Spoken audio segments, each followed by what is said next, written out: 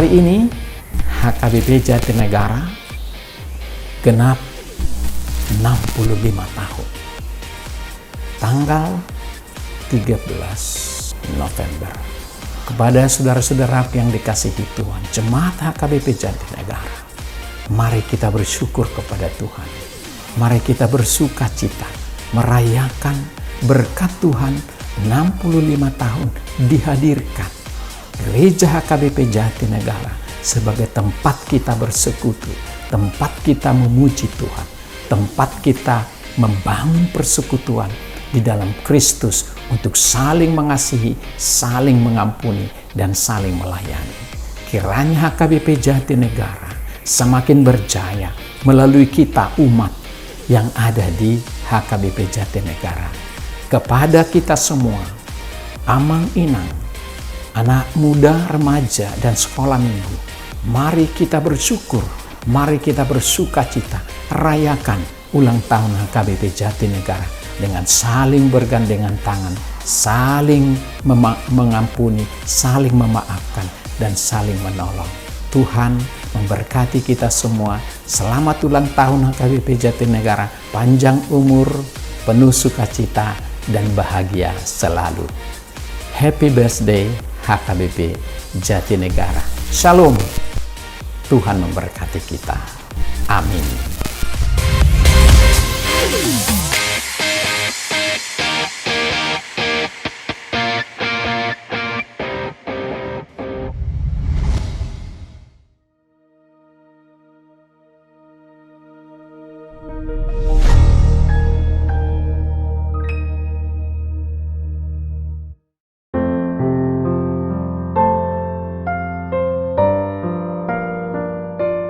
Salam saudara-saudara sahabat rohani yang dikasihi Tuhan. Sebelum kita memasuki renungan ini, marilah kita berdoa. Kasih karunia dan damai sejahtera dari Allah Bapa dan dari Tuhan kita Yesus Kristus menyertai kamu. Amin. Firman Tuhan renungan bagi kita pada hari ini diambil dari kitab Kejadian pasal 45 ayat 24. Demikian firman Tuhan. Kemudian ia melepas saudara-saudaranya serta berkata kepada mereka, "Janganlah berbantah-bantah di jalan." Ini adalah sebuah pesan penting daripada Yusuf kepada saudara-saudaranya yang akan kembali ke tempat mereka setelah menjumpai Yusuf di Mesir. Pesan yang menyentuh ini adalah datang dari hati yang penuh cinta dari seorang korban perlakuan jahat dari saudara-saudaranya sendiri. Inilah yang disebut dengan pesan yang menyentuh.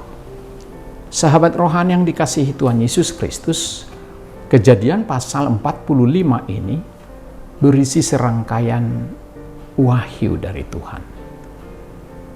Setelah mengalami gangguan fisik dan emosional, melihat saudara-saudaranya yang begitu kejam terhadap dirinya, Yusuf akhirnya mengungkapkan identitasnya kepada saudara-saudaranya ketika berada di Mesir. Akhirnya saudara-saudaranya menyadari bahwa adiknya paling bungsu itu, Yusuf itu, ternyata sudah menjadi gubernur di Mesir.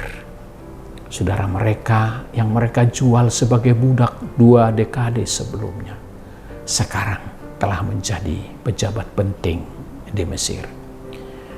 Yusuf bergegas memberitahu bahwa ia menganggap mereka sesungguhnya tidak bertanggung jawab atas apa yang dialaminya. Kalian tidak bertanggung jawab atas itu semua. Oleh karena itu saya memaafkan segala perbuatan kalian. Yusuf orang yang sangat dekat dengan Tuhan, beriman dan percaya kepada Tuhan bahwa segala sesuatu yang terjadi ada dalam rancangan Tuhan, bukan atas kehendak manusia. Tuhan telah mengatur proses kehidupan Yusuf mengatur perjalanan hidupnya dari mulai diperbudak, dimasukkan ke dalam penjara, dan lain sebagainya. Semua itu adalah bentuk dari proses yang ditentukan Allah untuk menyelamatkan bangsa Israel yang sedang berada dalam kelaparan. Bahkan dengan dukungan penuh dari Raja Firaun, Yusuf pun mengatur agar keluarganya dan saudara-saudaranya yang datang minta bantu kepadanya diatur supaya kembali ke Kanaan dengan bekal yang cukup. Sahabat rohani yang baik hati, Yusuf memperlengkapi ke-11 saudaranya dengan segala yang mereka butuhkan untuk kembali ke tanah Kanaan. Ini memungkinkan keluarga tersebut untuk bisa bertahan hidup dari kelaparan dahsyat yang sedang mengancam dan keberlangsungan hidup mereka. Yusuf juga mengirimkan hadiah-hadiah yang luar biasa untuk setiap saudaranya, bahkan untuk ayahnya Yakub yang tidak ikut bersama mereka. Harapannya adalah agar Yakub mendengarkan semua kisah Yusuf untuk diceritakan oleh saudaranya, melihat kelimpahan yang ia kirimkan dan perbekalan yang dia berikan, meyakinkan orang tuanya untuk mau berpindah dari Kanaan ke Mesir bersama-sama dengan Yusuf. Setelah saudara-saudaranya tiba di tanah Kanaan berjumpa dengan Yakub, Yakub akhirnya yakin betul bahwa semua ini benar-benar terjadi dan dia setuju untuk pindah dari Kanaan bersama-sama dengan Yusuf di Mesir. Lalu Yusuf pun menyuruh saudara-saudaranya ketika mau berangkat, dan dia menyampaikan pesan yang menyentuh. Jangan berbantah, jangan bertengkar di jalan. Karena Yusuf tahu watak dari ke-11 saudara-saudaranya. Mereka adalah punya karakter yang suka berbantah dan bertengkar, sebagaimana kita di tengah-tengah keluarga kita. Sahabat rohani yang dikasihi Tuhan Yesus Kristus mengingat semua yang pernah terjadi, yang diperlakukan oleh saudara-saudaranya kepada Yusuf. Komentar perpisahan Yusuf ini sesungguhnya bukanlah sesuatu yang biasa, tapi luar biasa. Seorang yang diperdaya, yang ingin dibunuh, dihancurkan, berpesan kepada saudaranya, jangan berbantah. Ingat, berbantah itu akan menghancurkan kita. Saudara-saudara mungkin tergoda untuk bertengkar dengan siapapun yang harus disalahkan.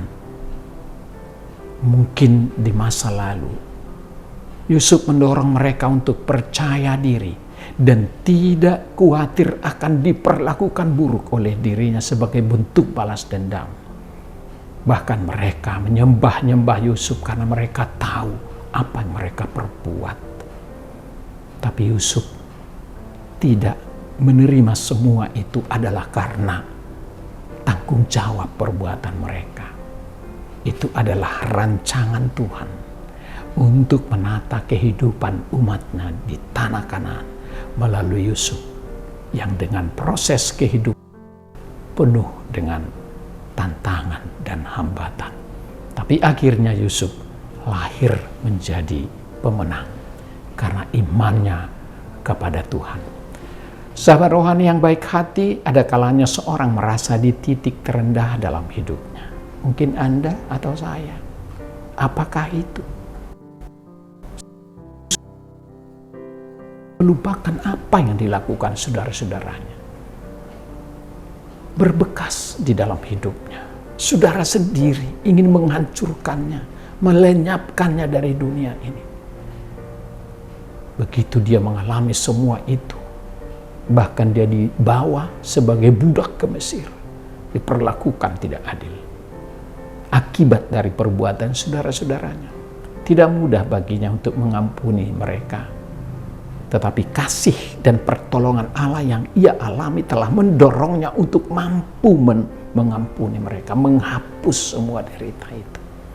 Ia sadar bahwa satu-satunya jalan perdamaian dengan saudaranya adalah hanya melalui pengampunan, agar dia bisa hidup tenang dan bahagia. Sepotong cerita ini membawa kita kepada pengalaman pribadi. Yusuf tidak membenci saudara-saudaranya, tapi melihat mereka dari sisi rancangan Tuhan. Bahkan boleh dikatakan malah dia bersyukur diberlakukan oleh saudaranya seperti itu, sehingga dia berada di posisi yang dia alami sekarang. Apa yang dilakukan Yusuf terhadap mereka? Melihat sisi positif dari apa yang mereka perbuat, Yusuf memperlengkapi mereka dengan memakaikan baju-baju bagus untuk mereka bisa tenang bahwa Yusuf sungguh-sungguh mencintai mereka, melebihi dari ekspektasi, melebihi dari tuduhan yang mereka perkirakan akan dituduhkan kepada mereka sebagai pembunuh dan penjahat kepada adiknya sendiri. Pemberian ini menunjukkan bahwa dia betul-betul mengampuni, dia betul-betul mengasihi saudaranya. Melalui perdamaian ini terjadilah rekonsiliasi. Saudara-saudaranya pun dengan enak, bahagia menerima semua pemberian Yusuf dengan pesan agar mereka tidak berbantah dan mau berpindah dari Kanaan ke Mesir. Sahabat rohani yang baik hati, pesan dari renungan ini buat kita. Tindakan Yusuf kepada saudaranya merupakan suatu gambaran cinta kasih yang luar biasa, sebagaimana Allah tunjukkan kepada kita di dalam diri Yesus Kristus. Dia mengorbankan dirinya untuk kita bisa menyelamatkan dari dosa dan maut. Allah telah mengampuni dosa dan kesalahan perbuatan jahat kita. Oleh karena bilur-bilurnya, kamu menjadi sembuh. Oleh kematiannya, kita menjadi hidup. Oleh karena pengorbanannya, kita bahagia. Sebenarnya kita tidak pantas untuk menerima pengampunan ini. Tapi anugerah Tuhan yang kita peroleh adalah semata-mata karena karakter Tuhan, bukan karena kita. Kita menerima keselamatan dengan cuma-cuma. Kita menerima pengampunan dengan cuma-cuma. Supaya kita jangan lagi bermain-main dengan dosa.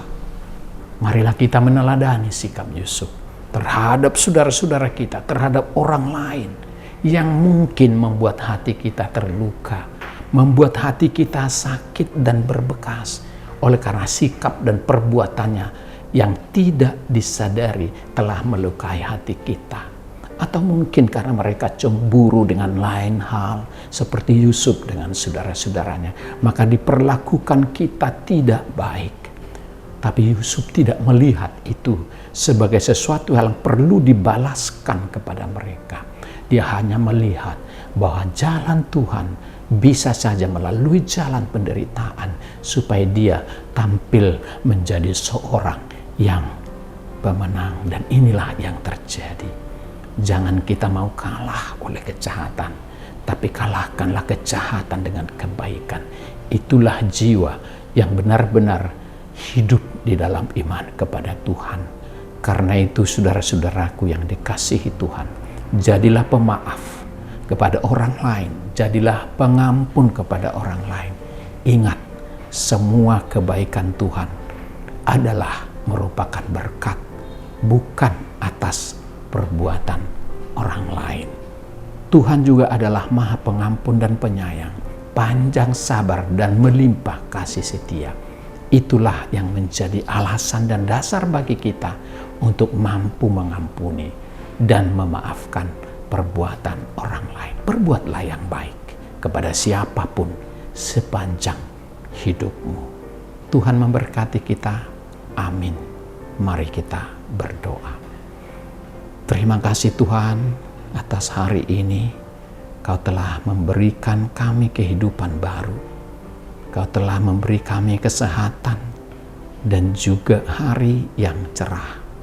Biarlah pada hari ini, berlandaskan firman yang kami dengarkan, kami dapat menjalani hidup ini dengan penuh rasa syukur. Sekalipun dalam perjalanan ini banyak hal yang harus kami hadapi. Ada banyak hal yang membuat hati kami miris dan sakit hati, yaitu perbuatan-perbuatan orang-orang yang tidak suka kepada kami. Bahkan saudara kami sendiri mungkin ada yang sakit hati atau menyakiti kami. Biarlah kami menghapuskan semua itu. Biarlah kami tanggalkan semua akar pahit dari diri kami, agar kami hidup dengan damai dan sama-sama saling mengampuni.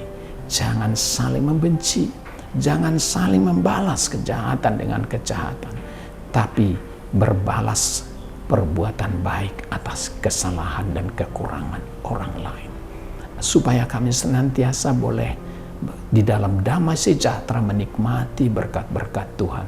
Seperti saudara-saudara Yakub dan Yusuf yang mereka sudah selesai karena dipertemukan oleh Tuhan di Mesir. Jadilah kami selesai dengan saudara kami yang oleh karena sesuatu hal kami berbantah. Pesan Yusuf kepada saudaranya, jangan berbantah-bantah. Dan ini jugalah pesan kepada kami Tuhan. Engkau pesankan hari ini kepada kami, agar kami tidak berbantah-bantah, tidak menjadi batu sandungan bagi orang lain, dan tidak membalas kejahatan dengan kejahatan. Tapi kami hendaknya berdamai dan saling mengampuni, karena Tuhan lebih berpihak pada orang yang mau mengampuni, karena Tuhan adalah Maha Pengampun. Terima kasih berkati kami hari ini bersama anak kami dan seluruh keluarga, dimanapun berada dan bekerjaan, apapun yang dikerjakan. Biarlah kasih Tuhan melingkupi dan memberkati kami. Dalam nama Tuhan Yesus kami berdoa dan mengucap syukur. Amin.